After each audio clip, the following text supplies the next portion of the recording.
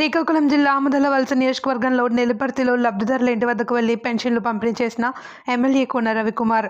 నెల్లిపర్తి గ్రామంలో పండుగ వాతావరణం జరిగింది.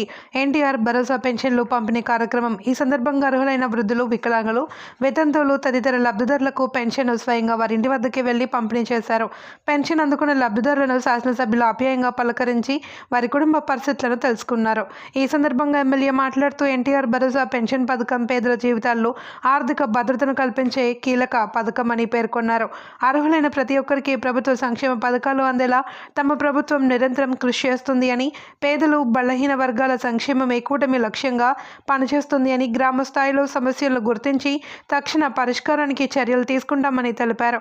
ఈ కార్యక్రమంలో నియోజకవర్గ పరిశీలకులు తాడిపోయిన చంద్రశేఖర్ యాదవ్, స్థానిక ప్రజాప్రతినిధులు, పార్టీ నాయకులు, గ్రామస్తులు పాల్గొన్నారు.